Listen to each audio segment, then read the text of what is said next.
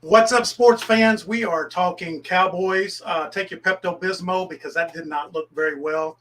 Got a alumni from Texas A&M. That didn't look very well either. We're going to try to bring you some positive information today. Got a lot of good high school games coming up. We're going to be talking about that. But stay tuned. We're going to have Brian Poduska, the host of the show, be right back with you, and we'll get this thing going.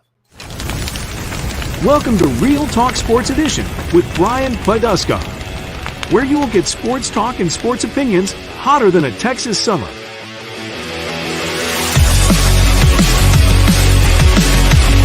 you ready?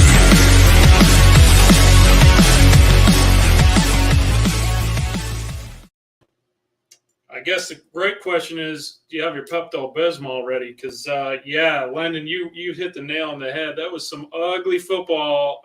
If you're a Cowboy fan, A&M fan, maybe a BAMA fan, depends on your outlook there. But, I was looking at some prep here for the show this week, and, man, we've got a theme, upsets galore. So we're going to dive into that today. Lendon, thanks for the intro. Come back on the screen, and we can kick around some of the games that we had this weekend, and we're going to dive into here. I just wrote down one key word across both the NFL and college football, and that is upsets. Last week we had fans, some rabid fans from both sides of the coin with the Alabama-Texas game down in Austin this weekend. I know quite a few folks that were down at the game. Sounds like, you could hear it on TV. It was freaking awesome, right? But hearing from those guys that were actually at the game, they said it was unlike anything they've been to down there. 105,000 people. Awesome game. I said the word upsets. We almost had one in that game. Probably should have been if you go back to the play that looked like it was a safety, a missed field goal at the end of the first half, a couple decisions that might have been a little questionable on Sark's part, but at the end of the day, a hell of a football game, and not quite the upset, but damn close. Right. Yeah, I think it shocked everybody. I think I don't know, and I wish we could have got a couple of those Bama fans back on, especially one of my friends, Steven. He's very knowledgeable in football. I just like to get their point of view, but I don't know if Texas was that good or Bama was that bad or a combination of both. I do know that the officiating, there was enough bad officiating to go around for both sides. Everybody's got a valid complaint. If you look back, some of the holding calls that weren't called, the safety, no safety. I've seen the pictures on that. I can sympathize with Texas on what they thought. His calf was down. At the end of the day, though, Texas played them tough, but didn't do enough to win, and Alabama did. So, it's going to be curious how this season plays out, because a lot of the big time programs that had high expectations aren't putting it together yet. They might, but right now they're not. We had talked a little bit, I think week one, about Scott Frost, right? Oh, yeah. He's no longer the Nebraska coach anymore. Hot off the presses. He didn't make it very long. And I don't know if you know the details on this one, but so they've been calling for his head for a while, right? And the buyout factor on his contract. So I've got to rewrite my contracts whenever I have an employment deal now, because this is insane, where the buyout would have been half of what they had to pay him to leave if they had waited till October 1st. Yeah. So I think that they paid him $15 million to walk, right? It would have been 7.5 if they waited till October 1st is what I read somewhere. So they couldn't wait long enough to get rid of him and save $7.5 million. Yeah. That's when the boosters are involved in that. They're willing to pick up the slack on that 7.5 just to get him out of there. I don't know how things improve. I guess we'll see. It all plays out, but I don't know. Firing a coach in midseason isn't always the best thing to do. I think sometimes you have to do it, right, just to keep people coming to the game and to give them hope. But I'm not sure that it's going to equate into more wins for them. No, I think it's probably just more of a visual metric at that point because, maybe you have a little morale boost, but the fact of the matter is the talent isn't necessarily there. And, as a booster, God knows they have enough money at that school. And I know several boosters myself, and they're just sick with the fact that they're not even in the discussion of being in the rankings, let alone a national champion, nor have they been for a long time. So it's going to be a hard road back for sure. Well, and then you combine that with who they lost to. Number one, how they lost their first game. Number two, how they lost last week's game or who they lost it to. But then you got to look at A&M. I mean, the Sun Belt Conference took out Notre Dame, A&M, and Nebraska all on the same weekend. The Sun Belt Conference. Yeah. Hey, the winds are changing a little bit. I kind of like it. I like it. I think, and I think it's going to play well when they go to the 12-team playoff. I think it's going to have a little bit of the March Madness flair. Yeah. Where some of these teams get a chance to get in there and they'll make a run, and they may not make it, but they'll get a chance to get in. It's going to help with recruiting. I think it makes football better. I think there's a lot of good talent out there that sometimes out of high school gets overlooked because, it's a lot different now than when I played. But, I mean, you just didn't have a lot of opportunities to go D1 back then. Now you do. I mean, and not just compete or not just play at a D1 school. You got a chance to compete with some of the bigger schools. Yeah, well, I mean, heck, just going on along that line. So App State, Texas A&M, we'll have our guest will get on here in a second to get deeper into that game. But man, talk about upset there. You got a small school, Marshall, like you mentioned, beat number 8 Notre Dame, and these are both home games for the favorite. Right. I know there's a lot of sick individuals with the start of the Notre Dame program. Acceptable loss up front, but man, you lose to Marshall at home. That's trouble. A little bit more minor. Kentucky beat Florida at the Swamp, so that's an interesting one too. And Wisconsin losing at home again to Washington State. So some crazy games, and I do like the tide turning a bit to see these upsets. Now, who knows if it'll continue throughout the season, but you get to a 12-team playoff, and it's kind of like a mini March Madness. You never know what's going to happen. They always say, well, the same 4 teams are all going to end up winning through that sort of scenario, but crazy things will happen. They will. And what's funny, it's probably not funny to the people that support those teams, but I think between Notre Dame and A&M, they paid something like $5 million to those teams to come and get their ass whipped. So isn't that the irony of it? I love it. Well, hey, you want to why don't we bring on Mr. Cagle and get him going? I know his hair is up on his back a little bit after last weekend. What's up, my friend? What's going on? We're just talking upsets, and it took this bad news and all this for you guys to get me on here. That it's like, hey, let's bring him in now. That all this controversy is out there.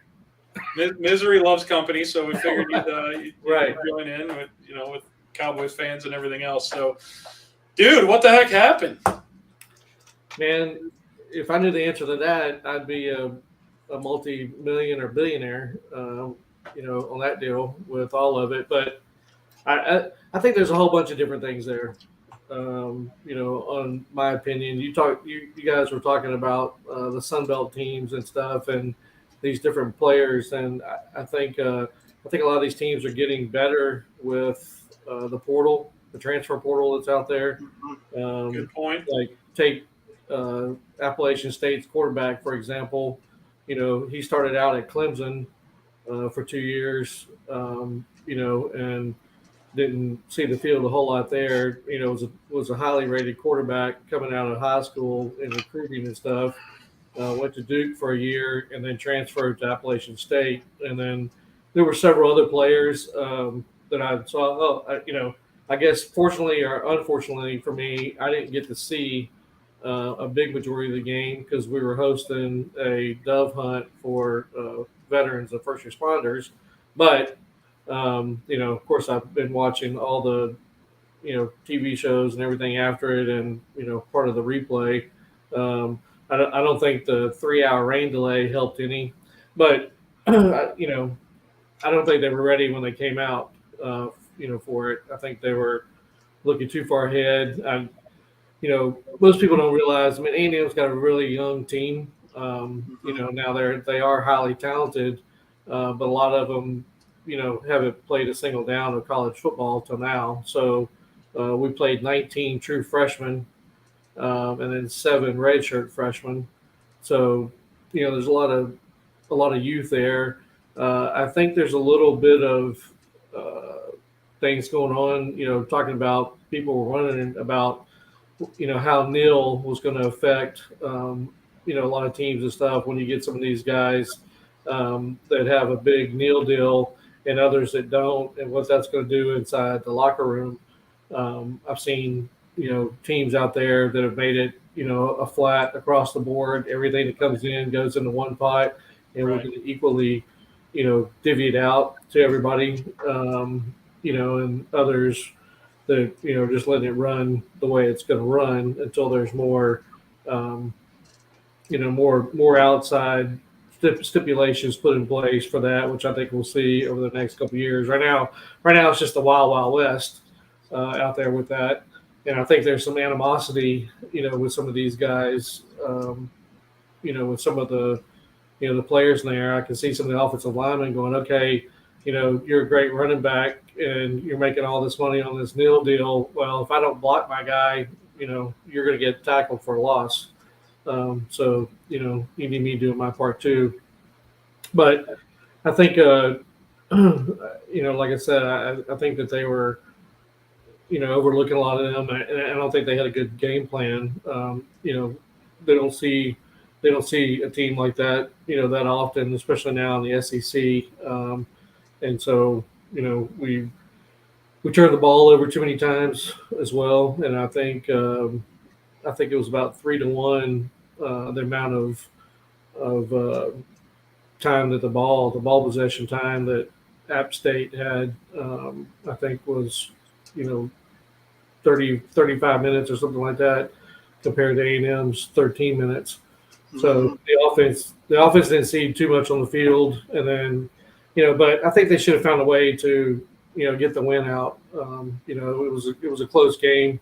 I think the defense played pretty well all in all because North Carolina just gave up 61 points the week before to Appalachian State. That was a track meet. The North Carolina pulled it out in the very last play or last series of the game and won 63-61. And so they had, both of them had explosiveness, and I mean, Mac Brown's had a pretty good team at North Carolina the last 4 or 5 years. So what I hear here, Shannon, is that you're trying to make yourself feel a little bit better by, calling out App State the previous week, right? They gave North Carolina a run, but at the same time, let's be honest, A&M and North Carolina are two very different programs with two very different. True. Yes. Yeah. Well, when you're in a spotlight and you get, we'll see how these guys play out, but when you get the highest ranked, recruiting class that there's been since they started keeping numbers, but again, those guys are freshmen coming in. They came in. 9 of them came in spring ball, and so got on campus and started seeing some of the campus life. The rest of them just came in, so we'll see how that goes. But yeah, also I think it really hurt our top offensive lineman hasn't played yet. Bryce Foster, he's an All-American he was All-American last year as a freshman. He's the center, and he calls all the blocking schemes. And he's missed both the first 2 games. I haven't seen if he's supposed to play this week. They might hold him out and say, we're not going to have you come in until you're 100% and we start SEC play. I know, Jimbo Fisher's been through some tough times back at Florida State before he won a national championship. He had big issues there. I think he can, get through this, which is why, he's getting paid the big bucks, like you were talking about with the programs. You got to go out and do that. You're underneath the microscope. If we'd have lost, like you said, if North Carolina had lost that game, probably wouldn't have heard a whole lot about it. But when you're ranked number 6 and an unranked team comes in and upsets you at home, that's pretty devastating, hit, especially when social media and everybody jumps on that bandwagon after that, and you hear it for the next, 4 or 5 days. Well, I think also, Shannon, to use a phrase of Nick Saban, I think that A&M kind of ate the rat poison that the media puts out about them, and I think that it's hard not to do that when you have so many young players because they've not been there before. Yeah, if you've got some senior or couple years experience leadership on that team that has been down the road, they can keep those younger guys in check. But when you're being told that you are the number 1 recruiting class, you got this big NIL deal, I think you don't know how to compartmentalize that. Yeah. And you don't really get ready for the smaller teams. Yeah, you can believe the hype, right? Yep. I mean, you don't practice as hard. Actually, one of the seniors, Anaya Smith, the senior receiver, made that comment later after the game that it seemed like some of the people, you could look in their face and tell they weren't into it.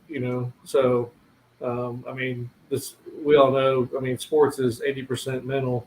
When it comes down to it, and so that's a big part of it, which is why the coaching staff took a lot of the heat, for that, because they didn't have them prepared mentally, to go out there and to keep competing, make it done. Like a good example is Alabama. Everybody figured Alabama was going to go down to Austin and roll Texas. They had a whole lot more game, and it took them to their last possession to go down and win the football game. And that's what, A&M did not do.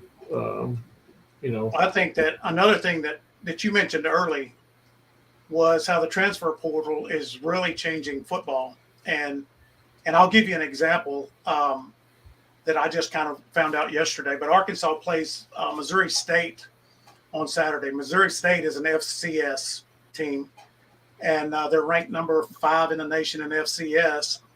And kind of funny that Bobby Petrino, that was our coach back in the 2011 when we were probably the best that we had been in God knows how long.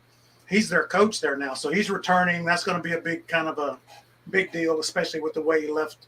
But they have 25 transfers that were D1 transfers. Yeah. So they're not your normal FCS school anymore.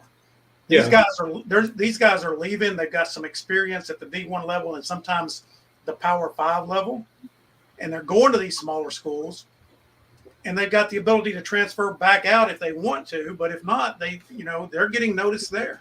Yeah. Well, Sam Houston's another one, who we've had now our first game for the last 2 or 3 years. They're winning D1 national championships. They got good players that come out there, and compete. And a lot of it, I think there's so many, there's more and more good athletes that are out, and a lot of them, their family, whoever's raising them, doesn't want them to leave and go away to these big schools, especially early on. You think about a lot of these guys. Just because they're big and strong doesn't mean that they're maturely ready to go out, and be on their own. And so I think a lot of these other programs are seeing that, or, and like you said, the NIL deals go into effect. I think, Jackson State, where Deion Sanders is at, got the number 1 rated player in the nation, went there, right? To go. But also, I think he's probably, some of those guys are smart. They don't take the wear and tear on their body, for the 2 or 3 years, and they go on to do well in the pros. especially if they're a really good athlete. And people knock on them because they don't have the competition level, but they also don't take the wear and tear on the body that the competition level brings to you either. Yeah. So, Hey, so Shannon, I got to ask a question. We mentioned Scott Frost earlier. Jimbo Fisher, baby. The word on the street is Jimbo Fisher, the recruiter, needs to tell Jimbo Fisher, the play caller, and the head coach to get out of his own way. How much longer is this going to, as an A&M fan, booster, etc., how much longer is this going to be tolerated before his seat gets so hot? well, this is the first one that he's had with that he's been on that. Now, if they lose this weekend, I think it's going to get real hot real quick. Well, I think expectations have been high for how long? Yeah. Has it been in place? 4 years. 4 years, yeah. So they are coming in with that, but he's done that. He's done that in the past. It's like this isn't something new. He's had all those, and then I don't know.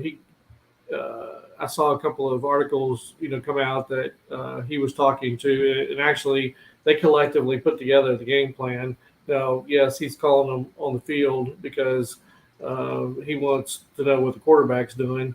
A lot of times, and it's worked for him. I mean, that's how he got the national championship with Jameis Winston, who came off a terrible year the year before, had got arrested. It was kicked off the team for a while the year before. He came in that. So, I think there will end up being a change. I don't know if it's going to happen this weekend, but I think there's going to be some more there. It depends on a lot of it's going to ride on this Miami game. I mean, if they go in and if they go in and roll Miami, we probably won't hear any more about it. If they lose to Miami, then we're gonna hear a lot more about it. So let me ask this: having said that, because obviously that's a critical game, it's a big matchup this weekend. But what is this year? What is their must-win game? If they don't right the ship, is there one game here or there that's going to really create more controversy for the coaching staff and the players? Well, yeah, I mean, if they still came back and beat Alabama, of course, that would could. That would take they could go 8-5 and beat Alabama, or 8-7 and be fine probably if they beat Alabama. But I think you got to go through. You got to win several others. I mean, the Arkansas game is a big game. Because that turn we lost last year after winning 8 9 years in a row. I think it was maybe 8. I think it was 9. Did you see the little smile that just came on Lendon's face as you said that? Yeah, right.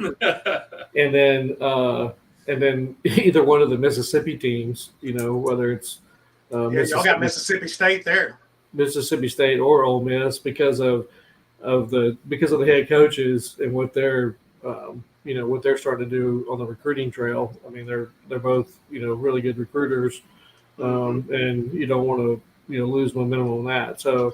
I mean, there's a lot of pivotal games there. So I think Arkansas, Mississippi State, or Alabama, you got to win at least 2 out of the 4 of those, if not 3 out of 4. I think also it's going to depend on how you lose. I mean, if you're competitive in some of the bigger games, right, you'll get a little pass. But if you go out and just stink it up. Yeah, kind of like how they lost to. Well, they did that. They did that the first two quarters were bad. I mean, they should have went down. They didn't go down and score on the very first game. It's going to be interesting to me to see. My response to this would be give Devon Achane the ball 27 times, and then let's see what happens. Because then. You're not turning the ball over. You have one of the fastest running backs in the entire NCAA. And if he gets a little break, then he's gone for a touchdown. I mean, he actually brought the game back because he ran a punt or a kickoff back for a touchdown after they gave up a touchdown. Right. if anything else, you throw a bunch of screens to him. I still think there's poor judgment calls there from the quarterback standpoint. I mean, I know Haynes King, is an excellent athlete, did really well in high school. His dad is a phenomenal coach, but I still don't think he's transferred over yet the games between the college and high school ball. Yeah. There's throws that he tries to make that he would have made in high school that he doesn't. They're either incomplete, behind the receiver, or they're an interception. So Real quick, we got about 5 minutes to break. I hate to cut you off, but I do want to give you a chance to talk a little bit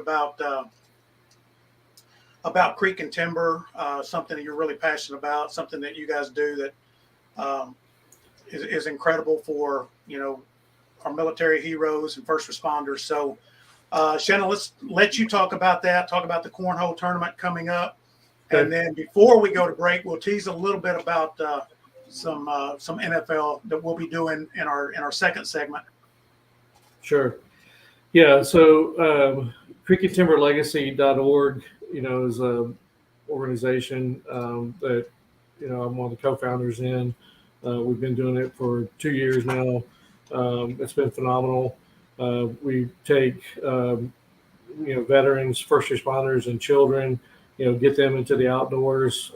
Whether it's camping, hiking, kayaking, hunting, fishing, whatever we can do to try to relieve some of the stress, the mental anguish, and the physical and mental healing, really, through the outdoors. That's where we just had a dove hunt this past weekend. That was great time with 10 recipients on that, and so we have a cornhole tournament coming up on Sunday, October the 2nd, and it will be out in the Blue Ridge area, and it's open. So we got basically two different tournament sections there. One is open to anybody. If you play in the backyard or whatever, come out. That's the first one, and then it starts at noon. And then we have a second one for the people that are a little more serious in their cornhole playing, whether they're in a league or semi-professional or whatever. That's going to start, I think, around 4 or 5 o'clock. So we got 2 different ways to go in there and register for that. So it's going to be pretty much an all-day affair. We've got a bunch of good raffle items, some auction items that we're going to be doing as part of the fundraiser, and we'll have some good food and little adult beverages out there as well that people can partake in, and it should be a good time. Awesome. That's awesome, man. I love the work you guys do. I know we've had you on previous versions of our show, the business version, so I'm glad we can tie a little sports into it with cornhole. I know you guys sponsor a golf outing in the springtime, which we participate in. So yeah, that's great to come on, and we're going to have you back on too in later shows. I know there's a partnership we talked about before going live here that we can give a little bit of airtime to, the group that you're partnering with. They're going to have some upcoming events going on in the Fort Worth area. So appreciate you coming on and talking about that. And I personally want to say that I want A&M to get back or get on track here, because I'm going for a college visit with my whole family. I've got 2 twins that are looking at they're seniors this year in high school, and they're looking at A&M as a serious possibility. And we're going down to the game November 5th against Florida. I haven't been to an A&M game, so I was looking forward to that being like a super important game. So it better be. I think it still can, and I mean it won't let you down either way, even if it's not. Like, the student body was out there. They've been camping out since 2 a.m. on Monday for the ticket pool this year. So come rain, shine, high water, whatever, they're going to be out there for the game. So that part. I do have to say I cracked out my wallet to buy 5 tickets to the game, so it better live up to it. You better go to Midnight Yell on Friday night if you're down there. I think we are. We're going to be down there Friday, so that's a whole other experience. I can promise you. Well, and we're going with 2 of our really good friends and neighbors, and they've got a similarly aged high school senior, and they're both A&M grads. So looking forward to the full experience. It'll be good.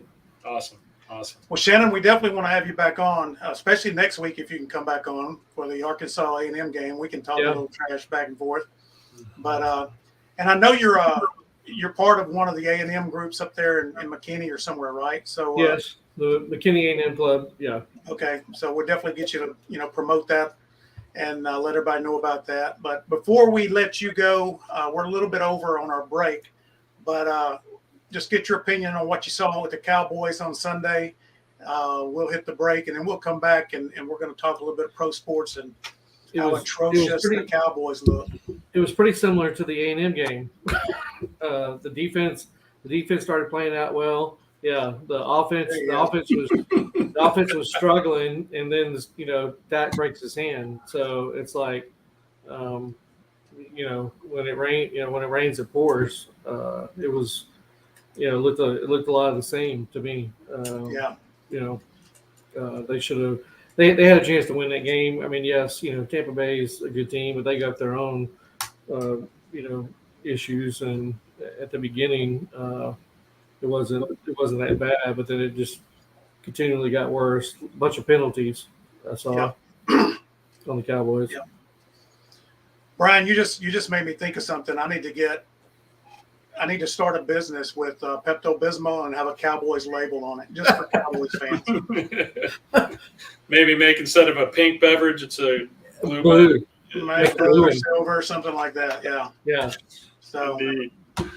All right, Shannon, thank you. Thank you, guys. Keep doing what you're doing with Creek and Timber. I know it's appreciated, and you guys are doing an awesome job, and thanks for being on. I hope you can come on next week and bring you some A&M fans with you, because I'm going to have plenty of my Arkansas buddies on here too. That sounds good. All right. Bud. Thank you, guys. Take care, man. Good to see you. Bye-bye. All right, we're going to need a break real quick. Be right back talking NFL. The difference is made possible by the following small businesses. Real property management focus. An unmatched level of service to property owners, investors, and tenants throughout the DFW Metroplex. Katie Owen, the insurance gal, helps overwhelmed Medicare-eligible people successfully navigate the enrollment process. When turning 65, retiring, and signing up for Medicare for the first time, it can be confusing. So it's important to get guidance from someone you can trust. Katie helps her clients navigate the enrollment process in a way that eliminates the feeling of being overwhelmed and unsure and leaves her clients feeling relieved and confident.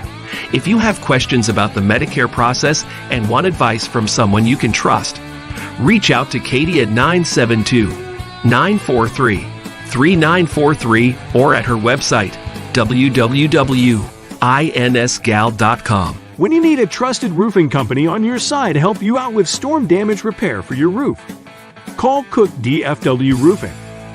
Serving Anna, Melissa, Princeton, Prosper, Van Alstyne, and all of the DFW area. Red Branch Realty and owner realtor Ashley Gentry are true champions at every level. As a top producer, Ashley Gentry and Red Branch Realty truly embody their mission of being your supporter and partner in your personal real estate journey. So if finding the best representation possible in achieving the American dream of homeownership is important to you, give Ashley a call at 972-342-1869. For more information about our sponsors and their services, or if you would like information on how you and your business can partner with or sponsor this show, or others like it, just check the show description or comments for the relevant links and contact information. And now back to the show. All right. Thanks again to our sponsors. Couldn't do this without you. Love to see your stuff up there. So we're coming out of break, and we were talking Cowboys. So let's just jump into the Cowboys, shall we, Lendon? Let me grab my Pepto. Since I'm not, a diehard Cowboy fan. I follow them obviously because we're here in the DFW area. I'm wearing the colors of my favorite team, my hometown team, blue and orange. If you can't tell on your screen, Chicago Bears. They did get a victory this week, so we don't have to dwell on that. Though it was kind of a weird, sloppy game in the torrential downpours in Chicago at Soldier Field. But Cowboys, man, it's everybody's piling on with the bad news on Dak's thumb. But, prior to his thumb, which happened in the fourth quarter, prior to that, their offense was just anemic. It was not moving at all. No. So they've got bigger problems than just Dak's thumb. They got serious problems. I mean, I don't know. I know so many people love Zeke. I just don't think Zeke runs as hard as he did, pre-contract. That happens a lot. Pollard just runs and runs and runs and runs. I don't know. We pay all this money. We get less production. We get rid of some of the people that we've always been able to depend on, like Amari Cooper. I don't know why we got rid of Amari Cooper. That puts pressure then on the other receivers that aren't used to carrying the load. They don't have that experience to be the number one person. Dak's timing was off. His throws were high. I don't know. I was, some of his throws were just, you're paying a lot of money for that quarterback, and some of his throws, it looked like probably some of the worst throws of his career. The interception, I think it was in the second quarter, maybe. Yeah. It was just a throw you wouldn't expect from a starting quarterback, let alone one of the ones expected to be top 5 or top 10 in the league. Like I said, I'm not a Cowboy fan, but being around the area here, and I'm an NFL fan and dive into the Cowboys locally here, you're right. I mean, the way that they set up their team this year, they got rid of a lot of the skill players that helps make Dak who he is and why he got the big contract. Wilson, Cedric Wilson, they lost. They let Amari Cooper go. And CeeDee Lamb's got to step up to be the number one guy, right? But who's your number 2 and number 3 to take pressure off of him? They paid Dalton Schultz, but again, it's with like you said, Zeke not being a weapon. I think he's still very serviceable. I don't think he's the weapon that he was when he had less tread on his tires. Mm-hmm. He's certainly serviceable, but when you can't establish a threatening run game and you have 1 or 2 targets you can throw to, it really limits your options as an offense.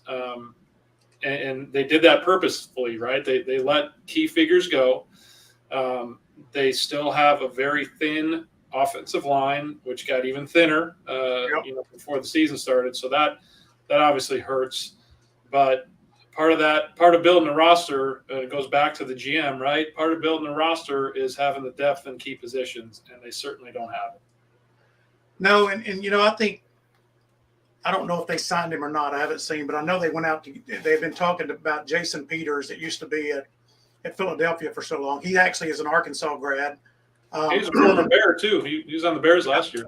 Yeah. They did sign him, and he may be ready to go this week, is what they're saying. But man, he's old.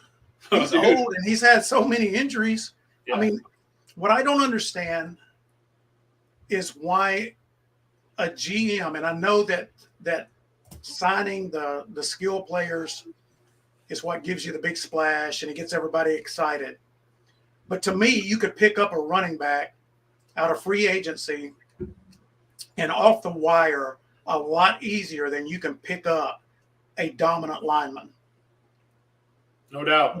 For the life of me, I do not understand why NFL teams do not put more emphasis on the offensive and defensive lines and maybe not pay that Zeke salary, keep Tony Pollard at a discount that runs his butt off regardless of what line's in there. And I think you're going to have a better team. I mean, we talked about this before. Emmitt Smith, and I'm going to get a lot of hate for this, was not the best running back in the NFL. He had the best offensive line in the NFL. If you'd have put Barry Sanders behind it, he might have ran for 3,000 yards in a season. Right. Yeah, and I don't know how much flack he'll get from that, because I think everybody realizes that was probably the best offensive line in the history of the NFL for a good 3 to 4 year period of time. Yeah.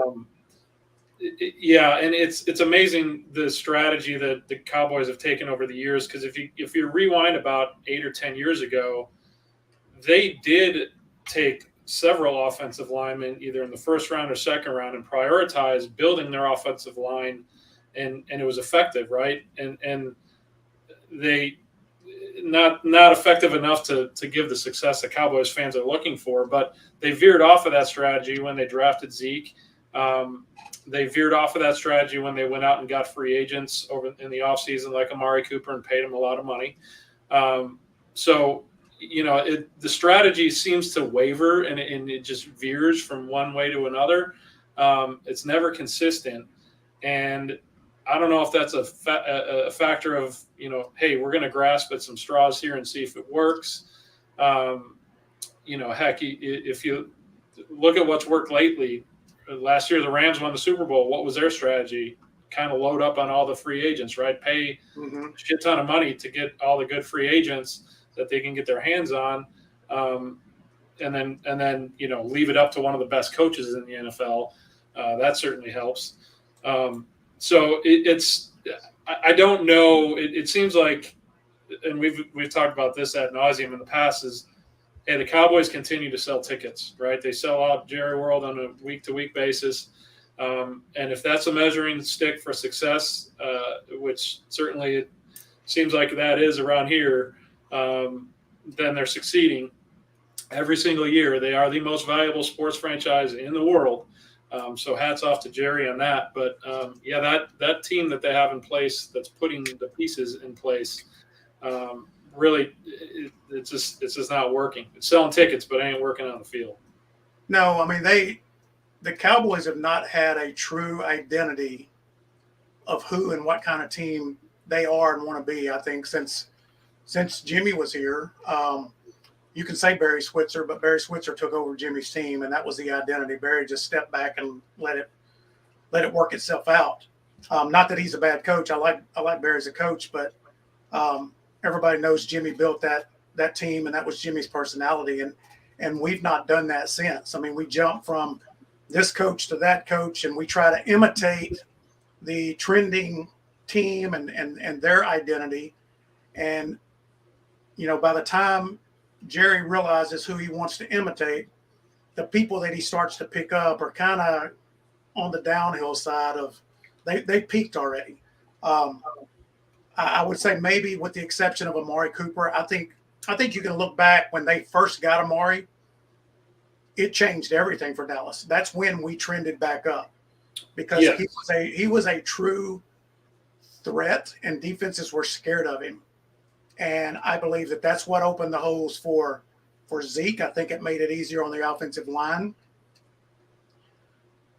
But if you back all the way up to Jimmy, and I don't know how they drafted or anything then, but I know we have some Hall of Famers. Troy Aikman, there were 3 to 4 quarterbacks in the league that were better than Troy Aikman when Troy was playing and winning Super Bowls. You put Troy on those teams that they were on, and you put that quarterback on the Cowboys, and you see how it goes. Troy wouldn't have been as good. Other quarterbacks would have been good. Receiver, I love Michael Irvin. Probably not a harder working, maybe Jerry Rice receiver, but there were other receivers that had more talent than him. They just didn't work harder. So we had, I would say, if you're going to rank Emmett, Troy, Michael Irvin, Jay Novacek, they might have been top 5, but they weren't number 1. Yeah, they weren't the best, but they had the best offensive line. Yeah, and they have the best offensive line, and they have the right pieces in the right places. And again, an exceptional coach who knew how to motivate and knew how to bring out the best in the players and keep them all together. And that's that was an example of all the pieces coming together. And Jerry was the GM back then, right? He had just bought the team. Yeah. So, and that's where, he's still chasing that ghost that people say it wasn't his team. Technically it was. He didn't necessarily put it together, but so he's still chasing that ghost, and they haven't found the magic formula yet. I don't know how much longer there is on that runway, but in this season, transitioning to something I heard, there was a poll taken. It might've been Dallas Morning News. A lot of folks were pretty positive that the Cowboys were at least a playoff team and probably a deep playoff team, potential Super Bowl contender. And I wouldn't disagree with that, given some of the talent they have, and the defense is certainly much better and much improved this year. Micah Parsons is probably one of the most exciting defensive players in the NFL.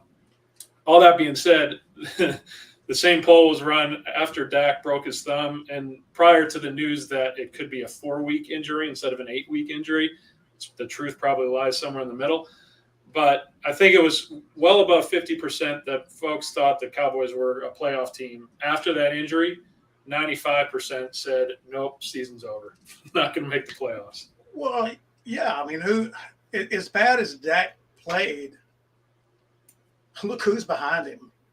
Right. I Well, mean, and that's part of the building the roster, that you left yourself thin in some key spots, offensive line, quarterback. Not that similar to offensive linemen, there's not a ton of NFL-worthy second-string quarterbacks out there, but the teams that have aspirations of going to the Super Bowl, I bet 80% of those teams have a viable or former NFL starting quarterback in that second spot. I'd have to go back and look at the rosters, but man, Cooper Rush, no offense to him, but not looking like he's he had the one start last year that he won. And I actually heard it. He threw the ball 47 times in that Minnesota game last year, which I was shocked at. But I think if you go back and look, I think they're mostly dink and dump type throws. It's going to be a long road, and you're right. You leave yourself thin in the backup quarterback spot. It's just you're gambling. Yeah. So who would be available? Who's out there that we could? The big name that they say that they passed on, which of course costs quite a bit of money, is Jimmy Garoppolo, right? The backup at the 49ers right now, and he was a potential free agent the entire offseason. So now, in the position the Cowboys are in when you're playing cards, their deck is stacked against them, and everybody knows it. So there's no getting Jimmy on a good deal right now. And realistically, you're 2 weeks into the season, or going into 2 weeks into the season, even though Jimmy's a seasoned veteran quarterback in the NFL, how do you bring him in and learn an offense in a week or two and have him be effective to the point where if Dak is out an extended period of time, do you save your season? You're right. I mean, if you had a decent run game that would allow him to just throw some very simple, pass options, then maybe you could save the season. But, without a run game and to bring him in, I mean, those defensive backs are going to be sitting on every simple route that there is because it's not going to be anything complicated. Well, if you don't have a downfield threat, you can easily scheme defensively again. So even if you're not a great defensive team, you have good enough NFL players that if you scheme it correctly and there's no over-the-top threat, then it makes the defense's job a lot easier. So I'm looking here, and I don't know if this is up to date or not, but you've got. It looks like what's available out there is Ryan Fitzpatrick, Cam Newton. Magic, baby. Who was the other one? He wins, Cam Newton. Now, Cam Newton may be an option if he's willing to run. I don't know if he still is. He's a little bit longer in the tooth right now. You got A.J. McCarron. And that's about it. Maybe they need to go after Roethlisberger and get him out of retirement. There you go. Yeah, it's Yeah, there's not a whole lot of options. Probably even fewer on the quarterback side than there is on the offensive line side. But man, it's not looking good. So, all right, put your feet to the fire. What's the over under on Cowboys wins this year? 8. Okay. So 8 and 9, right? Because we have 17-week season now. Yeah, I think 8 and 9. So that's out of the playoffs. That's probably optimistic, I think. But It is optimistic. I would probably say 6, but I'm going to give them the benefit of the doubt that somebody else screws up worse than us at least once. Well, that kind of gets to some of the other games this week. The upsets that I was talking about earlier. The 2 Super Bowl teams, the 2 teams in the Super Bowl last year, Rams and Bengals, they both lost. Rams lost to the Bills, but so that's not overly surprising. But the way they lost, they got their asses handed to them, and that was at home too. Mm-hmm. And then the Bengals lost to the Steelers, who the Bengals are playing the Cowboys coming up this week. So that'll be interesting because they're both coming off of some brutal losses. Sloppy game there too in the Bengals Steelers game. There was 4 interceptions for the Bengals, something like that. So yeah, Joe Burrow, their quarterback, I have a lot more faith in him than the backup QB for the Cowboys. So that's looking rather bleak there. Some other good games coming up. Green Bay. I said Green Bay got it handed to them. I mean, that was a shock to me. So that really hurts my feelings being a Bears fan, by the way. I won't get my hopes up too high though, because and that's another matchup that's coming up this weekend. Bears at Green Bay on Sunday nights, so they're the Sunday night game. The thing that scares me about that, Packers always have the Bears number 1, but number 2, Packers got their ass kicked in Week 1 last year, and then they came back and they went. They were the Packers of old by the second week, I think it was. So, but they don't have Devontae Adams anymore. That is true. And that was a big weapon for him last year. I'm looking through these games, and I didn't get to see all of them. I saw highlights of all of them. I didn't see any exceptional football played, really. KC, you saw the Chiefs. Yeah. So the big question mark there was, Kareem, not their wide receiver. Name escapes me. Yeah, Tyreek Hill. Sorry. So Tyreek's gone from the Chiefs, right? So, the question mark was, is that going to make a huge difference? Of course, Hill's an awesome player and, made his mark already in Miami, but clearly Mahomes is still the captain of that ship, and he had a fantastic game, and the Chiefs looked like the Chiefs of old. So, and that's a good game coming up tonight. As a matter of fact, they play the Chargers in Kansas City, I believe. Yep. So I think that's probably the game of the week, in my opinion. What did I see? The line on that one was Chiefs -4.5. Probably warranted given the fact that they're playing at home at a night game. They talk about the 12th man in Seattle. It's probably pretty similar, right near behind that in Kansas City. So tough place to play. Awesome opponent. I don't know. If I was a betting man, I'd probably I think the Chiefs will win, but 4.5 is a pretty big number to cover. So I'd probably lean the Chargers in that one. Yeah. I don't know. I'd probably take the Chiefs. I think they'll cover. Well, it's interesting because both teams the Chargers came off a nice thumping too. So they had a nice win in Week 1. Game of quarterbacks, Justin Herbert on the Chargers looking pretty solid already. That'll be a good one. I'm looking forward to it. That'll be a good game tonight.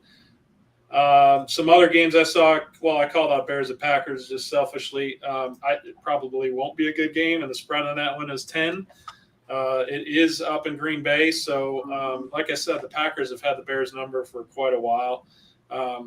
10 points is a big number. I don't know. I don't feel – I'm staying away from that game. in my pool even. 10 points is a big number, but I think if I had to, if in life or death sports gun to the head, I think I'd probably take Packers, but certainly you're not rooting that way. Yeah. Bengals Cowboys. So spread on that one 7.5. That's a Sunday afternoon game. I think Cincinnati will cover it. I agree. And that number, I'm guessing, will probably shift as the game approaches, probably go higher as a number to cover. And then I've got the other two good games, interesting games on Monday Night Football. Titans at Bills. So it's in Buffalo. It's got a big number on the spread. Two playoff teams or expected playoff teams, and the favorite to win the Super Bowl in most people's opinion, and the Bills, and probably Vegas as well. 10-point spread on that one in Buffalo. What's your call? I would take Buffalo on that. I think they'll do it. I don't think Tennessee's found their consistency yet, and I'm just not sure how good they're going to be this year. They may get it back. I mean, it's hard to bet against Derrick Henry, but he got popped the other night too. Well, and that's one. Whereas if you fall behind early, it's hard to keep ride that running train. Yep. I mean, heck, the Bills blew out the Rams on the road. They're playing at home. 10 points does feel a little bit light. It's a big number, but it's hard to bet against Josh Allen and crew right now. So I'm with you on that. I'll go Bills. Yeah, Bills to cover. And then I think an intriguing one, especially for those Cowboy fans, is Vikings at Eagles. Eagles are, were in the discussion along with Dallas as the NFC East favorites. I think the Eagles probably pull way ahead in that favorite category right now. The Giants coming off of their win, who knows? Saquon Barkley, they may be in the discussion now. Washington, I'd still put them, probably in the middle of the pack. But I would agree that the Eagles are probably the favorite of the division. They're a -2 favorite against the Vikings. What do you think there? Man, the Vikings look good the other day against Green Bay, but I am not I'm not sold on Kirk Cousins. He's too inconsistent. The fact that they're going to Philadelphia, I don't. So we got Philadelphia by, you said 2.5 or 3? And even 2 when I checked this morning. I'd take Philly in that.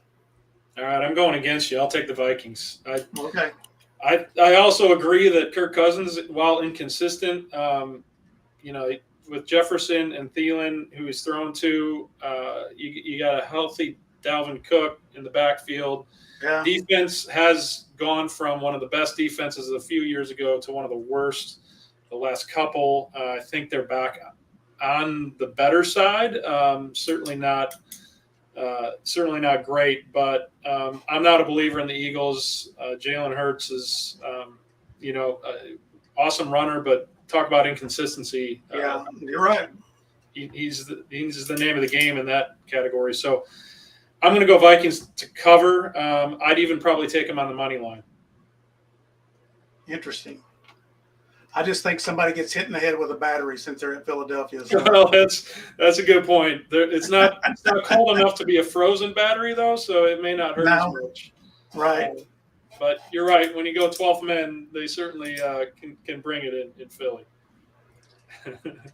All right. So we're about out of time. I'm going to pop up real quick just for those that are watching a little bit about some local games here. Or that's our college.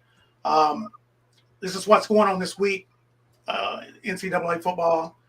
And real quick, let me pull up. So Prosper's playing Denton Geyer. That's going to be a big game of the week. Yeah, that will be a good one. One of the ones I think that we need to be aware of, we've had the coach on here a couple weeks ago, Coach Novikov with Parish Episcopal. They're playing South Oak Cliff. Oak Cliff is 0-3. Yep. But Oak Cliff's faced pretty tough competition.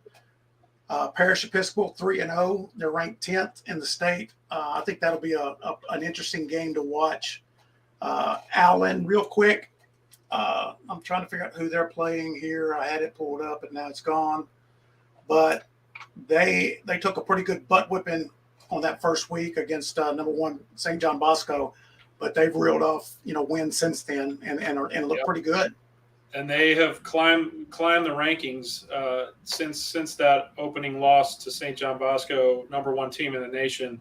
We had their coach on, so I'm looking forward to getting him back on as they continue to basically return to the Allen that is Allen, the dominant team in the area. You're right, defending state champs South Oak Cliff.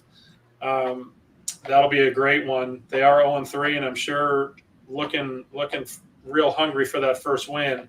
I'm a big fan of rooting for the underdog in that game. But what was the other one that I had that escapes me? I had one other one that I was looking at earlier as a matchup goes. I tell you, somebody surprised me the fact that Prosper's doing so well.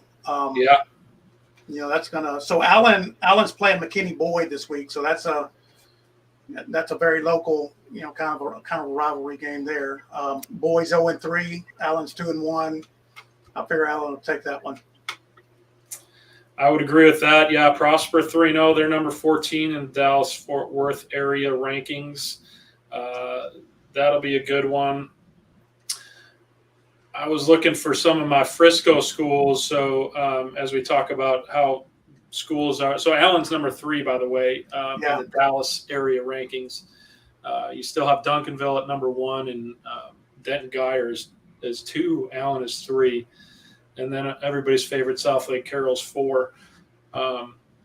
So they're 3-0, but yeah, I was looking for my Frisco schools, and I don't see them up here just because they limit the student population of those schools, so they're unless they get lucky.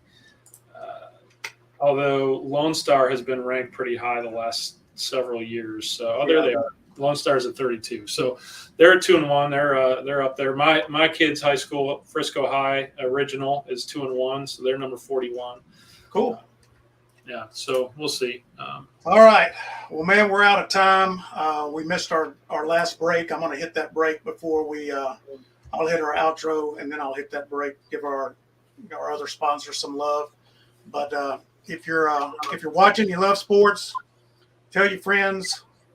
You guys come on, and we're going to give all of our viewers a chance to talk about their favorite team and do a little trash talk. That's what makes it fun. That's what sports is all about. So, Brian, I'll give you the last word. I'll run the outro, and we'll get out of here and get ready for next week. That sounds great. Thanks, Lendon. Always great to talk football rivalries. So, like he said, like Lendon said, if you want to come on the show, you're welcome to come on. Certainly comment in the comments section. Throw some smack talk out there. Big game in the NFL tonight, so looking forward to that. Some key high school matchups as well. College is a little lighter, but I'm sure we'll have all of that to talk about next week.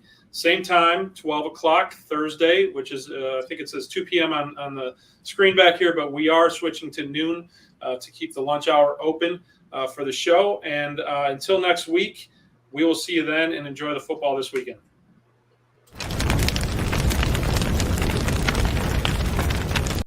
Thanks for listening. We'll be back next week again for a fresh round. The difference is made possible by the following small businesses. Are you in the market for a new or used car or truck? Then contact Derek Wallets at Sam Pack's 5-Star Ford in Carrollton, Texas today. With Derek's 20-plus years of experience in automobile sales consulting and Sam Pack's 42 years of exceptional service in the DFW community, you will quickly understand what it means to experience the Sam Pack difference. So give Derek and Sam Pack 5-Star Ford a call today at 972-299-0028 or email him at dwallets@sampack.com. WeatherTech General Contracting. We make your home renovation dreams a reality. Metroplex Delivery is DFW's premier restaurant delivery service. Metroplex Delivery brings premium restaurant food right to your door. Metroplex Delivery offers uncompromising white glove treatment. Launching in McKinney and Allen. Give Metroplex Delivery a call at 469-505-0844 or online at www.metroplex.delivery. And by Alan Lester, branch manager and team lead for the One Group, a branch of Town Square Mortgage. With over 22 years in the mortgage lending industry, Allen and Town Square Mortgage have many loan program options available from conventional, FHA, VA, USDA, jumbo, and many investor and self-employed programs.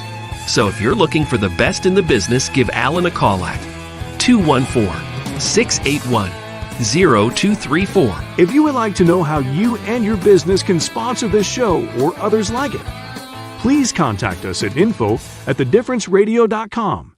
And now back to the